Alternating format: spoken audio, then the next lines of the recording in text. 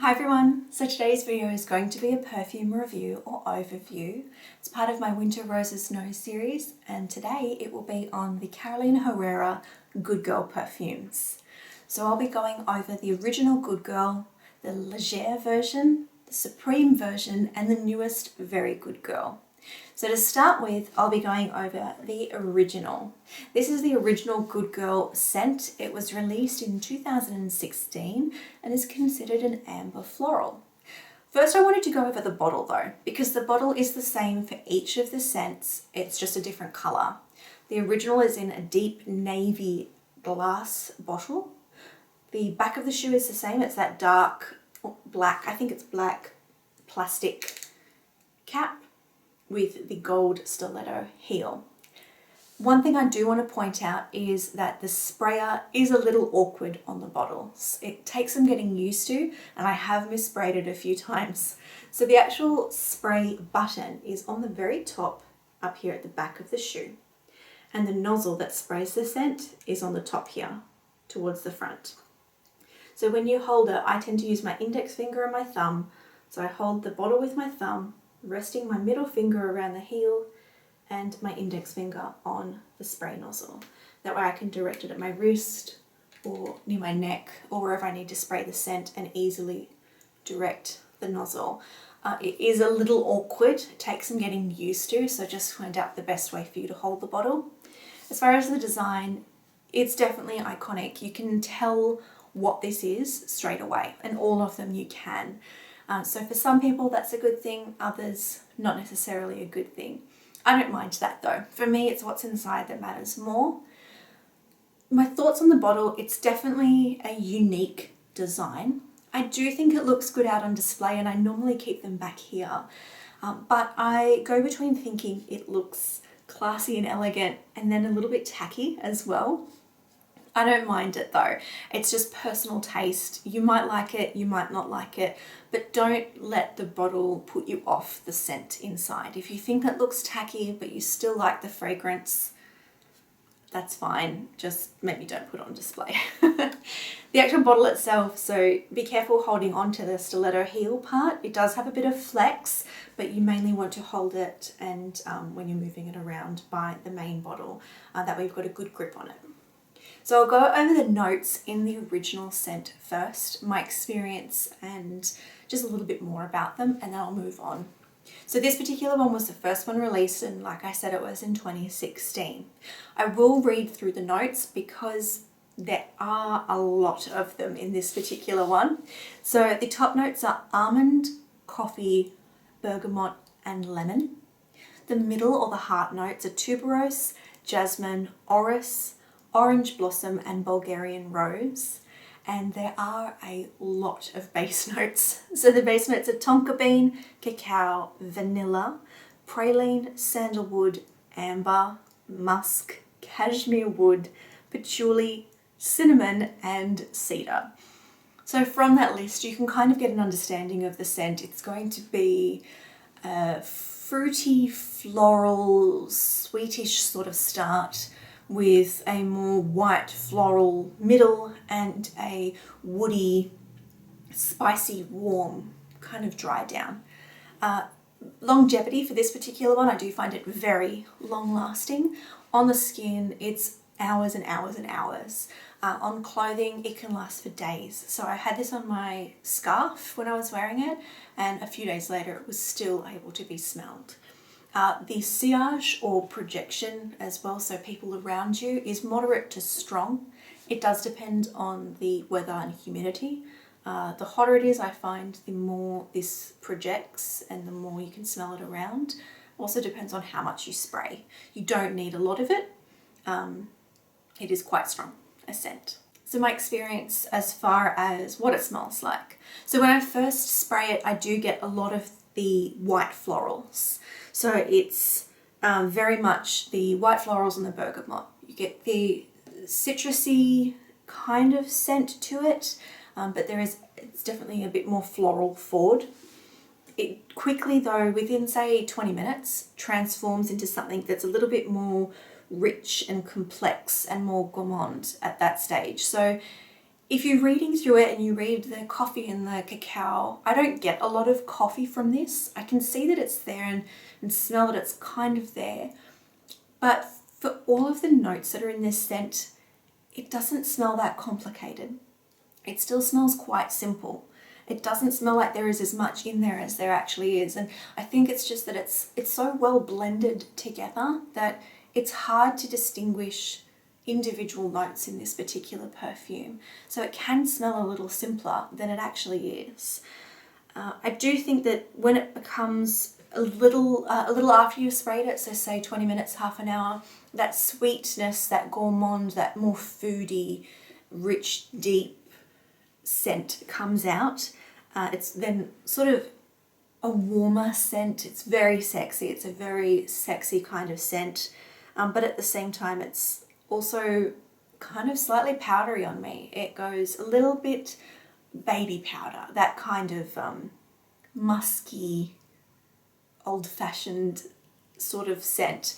I guess another way is, a lot of people describe the scent as being very sophisticated scent. Some people will say it's a more mature scent, but I think sophisticated is a word that fits it better. You can imagine this on somebody who is in their 20s, 30s, 40s, 50s, 60s, a whole range. I don't think a teenage scent would, maybe if you like it, again, any age I think. If you like it, wear it, that's fine. But I can imagine this more for somebody in their maybe late 20s and onwards. It is a very sophisticated, very grown-up kind of scent. Overall, you've got the white florals, the warmth, that vanilla, that spicy, musky scent. The dry down is beautiful on this one. It is that gourmand smell, that vanilla, that just really lovely, soft, foodie almost scent to it, but in a nice way, not in that really sickly sweet kind of way. But it is recognizable as well. So if you know what it is and you smell it on somebody else, you can identify it. So the cost I'll go through, where I've been able to find the actual cost, I'll go through each of them. This is for the 50 mils, and that's what this one is. So it's 1.7 fluid ounces or 50 mils. For Australia, it's $152. In the US, it's 91 US dollars. In Canada, it's 110 Canadian dollars. For pounds, it's 75 pounds and 75 euros as well. Time of day, season, I think this is probably more suited to cooler temperatures or nighttime because it is that more mysterious, deep kind of scent. If you like things like the YSL Black Opium, it doesn't have as much of that, I think it's got the coffee scent in it. It's not so strong on the coffee for me. Or the Nutrazor from Lancôme. You may like the Good Girl. The next one is the Légère version. So it is the light version. But I actually found, and so did my husband, that this one is a bit stronger. It almost has a higher projection than the original. This version was released in 2018 and it's considered an amber floral as well. It smells similar to the original. You will notice with the bottle, it's actually got the dark blue at the top and it goes into a fade of a clear. So it's like an ombre effect on the bottle. Everything else about it is exactly the same as far as the design goes. There are a lot of notes in this one again, so I will read through them because I can't memorize them all. The top notes are ylang ylang, mandarin orange, lemon and bergamot. The middle notes are jasmine, tuberose, orange blossom and Bulgarian rose. And the base notes are dolce de leche, tonka bean, praline, cinnamon, sandalwood, amber, cashmere wood, musk, patchouli and cedar. So as you can see, it has that, they call it the DNA, I guess. It's the identifiable scent that a particular range has. And the different versions afterwards are generally referred to as flankers. And this is what would be considered a flanker. So it is sort of a transformation, a new one. So like the original, the second, the third, the fourth. The second onwards would be flankers, where they change something about it, make a different version. This particular one I find is very floral forward. So it is a lot more floral to me than the original, and I think what does it is the ylang ylang.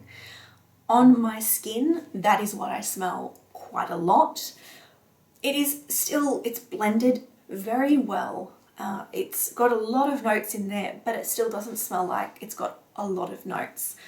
This one is definitely more floral. I find it it's like a very strong floral forward white floral scent. I do find it when you first spray it, it's a very sharp sort of scent. It's sharp and bright, almost acidic. And when you smell it, you'll know what I mean when I say it's like a sharp scent. It almost makes the tip of your nose have that little tingly feeling when you smell it. There's just something different about it. And for some people, you might find it a bit heady. It could give you a headache. It is very strong, so go easy on this one. You don't need a lot of it. My experience is first sprayed, the florals come out. The ylang ylang is definitely up there. You've got that tart, sharp, acidic bitterness from the lemon and the bergamot. That almost fruity, citrusy smell, but it's still a lot of white florals. But I do like it because as it dries down a little bit, say within 20 minutes to half an hour, it develops into a slightly more creamy version. So the Dolce de Leche comes out quite a lot. It lends itself to that more caramel scent. So the florals mix with the caramel. Those are the main notes that come out on my skin, at least anyway. You've got the more it dries down, the lighter the florals become, and that creamy caramelly scent comes out. It's less of a deep scent to the original, but you can still tell that it's a Good Girl perfume. It still has that feeling of the original. If you like the original, you may like this. It would just be, for me, I'd say this is the daytime version or the spring version, maybe the slightly warmer weather version of it.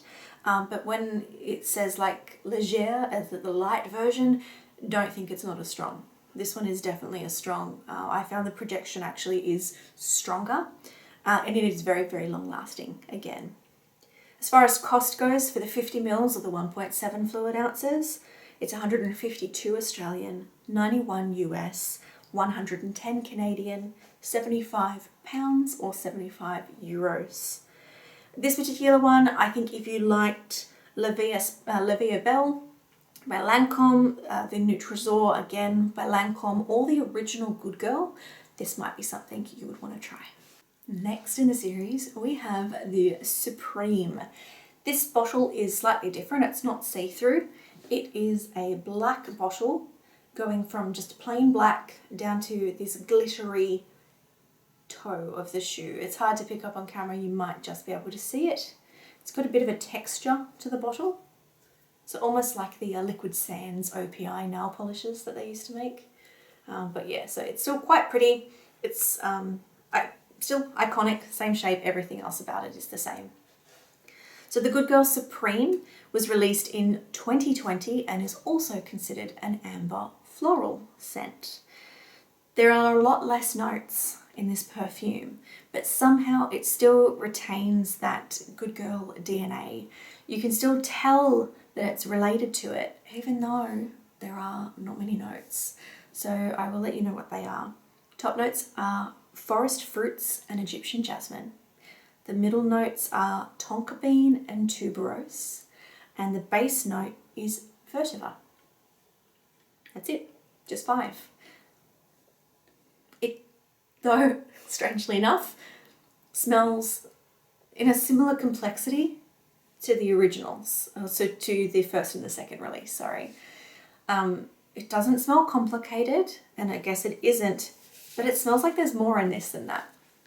Just those 5 things. Longevity-wise, again, it's still another one that is very long-lasting. You don't need a lot of it. The projection is strong. I find on this one, it projects more than the original. So the Légère version and this version, I think, project and have a higher sillage than the other one, or stronger sillage. My experience with this, it is different. If you're wanting something similar to the first two, it still has that feeling behind it, but it's not going to be the same. And some people find it very different on their skin. I find with this one, it smells a lot deeper. So I get an almost licorice kind of scent, that aniseedy scent to it. Not strong, but it's there.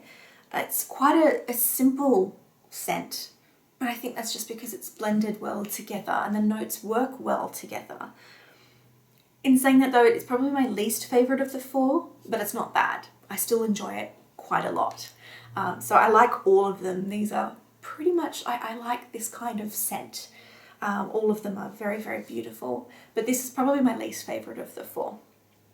I can smell the fruits. I enjoy the dry down of this perfume a lot more than when I first spray it. When I first spray it, it's got almost like a smoky, leathery, library kind of scent to it. It's hard to explain, but if you smell it, you'll be able to know what I mean. It's that licoricey, smoky leather, but you do get a creaminess from the tonka bean, which sort of calms it down a little bit. It can be a little bit more cologne-y or slightly more masculine scent, but it's still very feminine and very elegant still. It's just a lot darker, a lot deeper, and a lot more mysterious. It's far less sweet, but you still get the fruits in there. The fruits, don't let it scare you off if you don't like really fruity scents. They're more like a think of deep purple red fruit than, you know, citrus and the more vibrant sharp fruits. You're not going to get that in here. It's really deep, really creamy, not very sharp and bright or acidic. As far as the cost, it was very difficult for me to find this one for all of the price ranges, all of the countries. So where I found them, but I didn't find many. So for the 50 mils or 1.7 fluid ounces, it's 167 Australian, 67 pounds or 105 US dollars. I couldn't find it online for any of the other places that were like reputable websites. As far as time of day, probably more nighttime and probably cooler weather. Again, you don't need a lot of it, but it's really any time. But if you had to pick, it's more of a cooler nighttime scent. If you like the original Good Girl version, you might like this one. And what I found interesting is I also think this smells like a more grown-up version of the original Britney Spears Fantasy. I haven't smelt the new Fantasy because I've got the original version still. The new version I know smells similar, but it's not quite as complex, not quite as deep smelling or strong. This one on the dry down reminds me of Britney Spears Fantasy. So if you grew up as a teenager wearing Britney Spears Fantasy, this might be one that you want to try. It's just a more sophisticated, grown-up version of that. But in saying that, don't let that scare you off if you don't like the Britney Spears scents, because it is different enough. It's just the dry down reminds me of the original Fantasy. And the last and most recent in the collection, but certainly not the least important at all, is the Very Good Girl. I think I like this bottle the most only because it's so different to the others. It looks great on display. Again, I think it's also maybe the most tacky of them all, and it's okay though. I don't mind it. So this is Very Good Girl. It was released this year, 2021, and this one is considered a fruity floral. Straight off the bat, I'm going to tell you this is my favourite of the four. I really, really enjoy this one. And at first, I didn't think it was as good as it is to me now. But I sprayed it again last night, trying it out before filming this, just to, remind myself, have it fresh on my mind. And it's beautiful. It's just, yeah, for me right now, I love this. It's my favourite of all the four. So, and I guess that's a good thing because it's the newest one. It's probably still the easiest to find apart from the original. Yeah, so that's that. Top notes for this one are red currant and lychee, or lychee, depending on how you want to pronounce it. The middle note is rose, and the base notes are vanilla and vetiver. This one, strangely enough, again, still has that good girl DNA.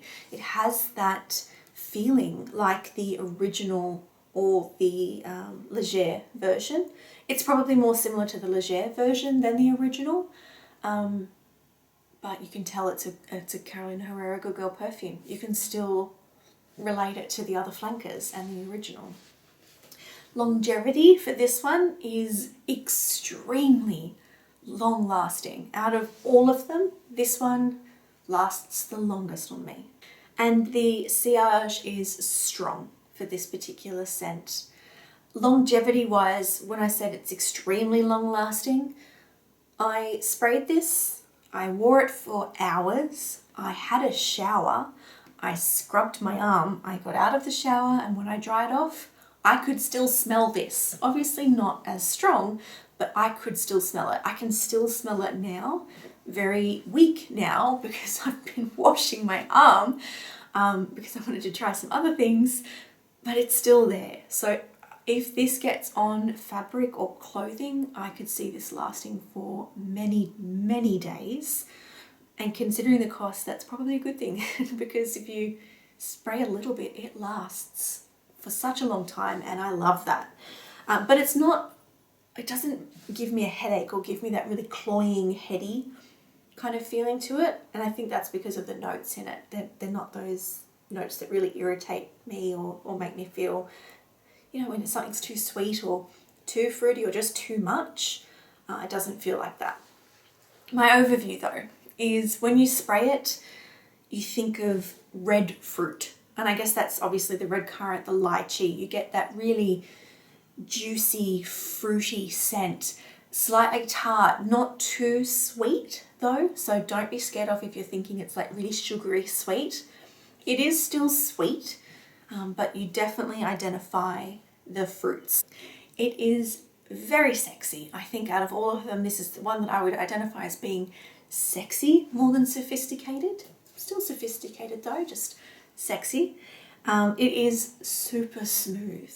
The smell, it's not something that, you know, you don't get whacked in the face by these bright florals or acidic citruses or the overpowering oriental scents or the woody scents or mossy scents. You don't get a whole heap of that. You just get this beautiful, smooth vanilla scent, but it is still kind of a little bit woody, a little bit oriental with the vetiver, the woody base of it all, but the vanilla in this rounds everything off. I do get the rose, and I love rose in perfumes as well. I think for me this is such a good fit for me. It's a lot of the things that I like and I maybe didn't even realize that I liked, but this is great.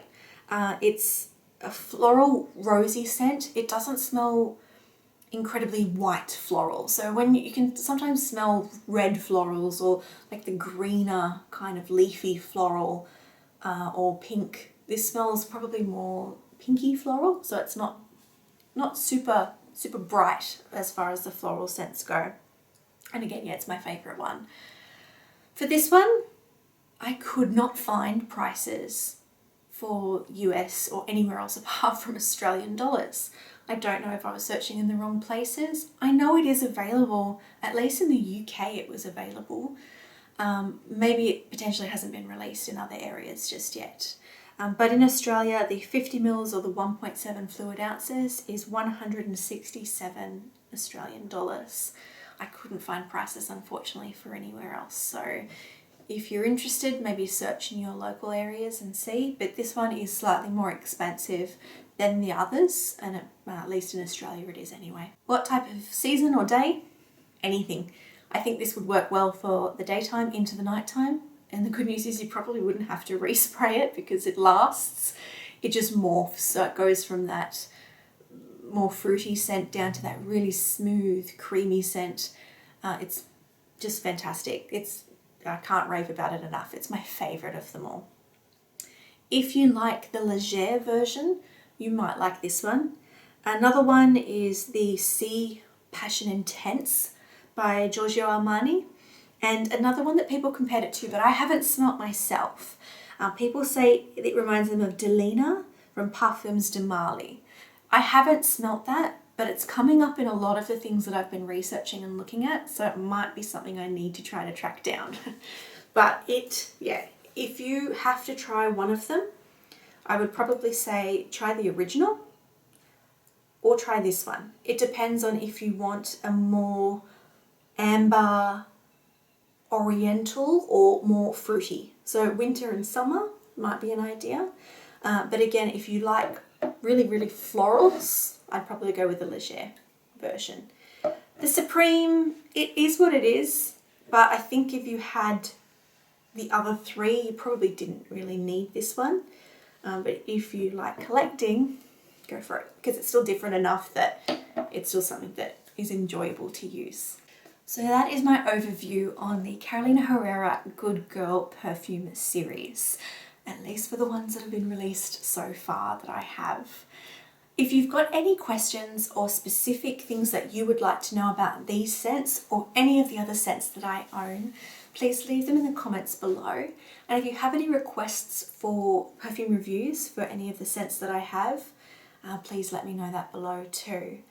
I hope this was helpful. I hope you enjoyed it.